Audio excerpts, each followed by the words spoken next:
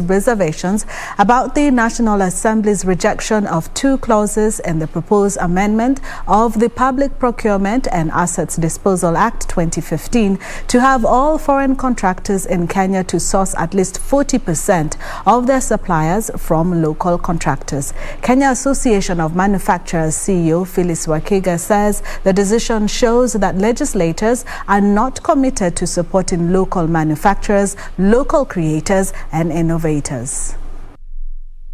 In 2015, a presidential directive was issued that 40% of public procurement be reserved for locally produced goods and services as part of the Buy Kenya Build Kenya policy. However, gains made in the local manufacturing industry hung in the balance after Parliament shot down the Public Procurement and Asset Disposal Amendment Bill that proposed to amend the Principal Act by, among others, compelling foreign contractors to source all products and services locally if available. You buy Kenya to build Kenya.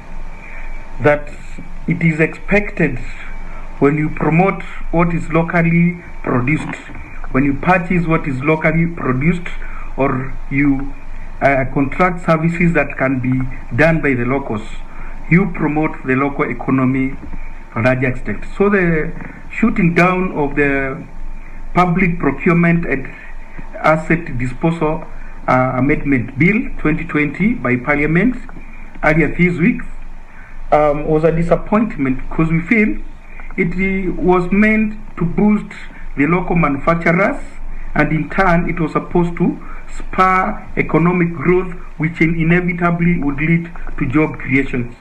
One would expect that government is doing all it can in terms of policy or laws or investments to work with businesses in the country to get more business and get more opportunities. Proponents of the bill argued that the amendments would protect local jobs and curb repatriation of profits by the foreign companies. While rejecting the proposed amendments, the Committee on Finance and National Planning said that some of the locally made products were of low quality and would compromise standards of the infrastructure projects. But in a statement, the Kenya Association of Manufacturers CEO Phyllis Wakiaga has termed the move by the August House as counterproductive. By rejecting the bill, Parliament sends a clear message to local manufacturers, local creators and innovators that the country is not at all committed to nurturing their businesses.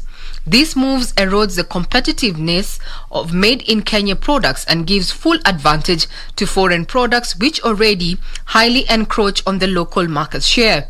She assured that they are high-quality products from the local manufacturing industry. Regina Manyara reporting for Prime Edition.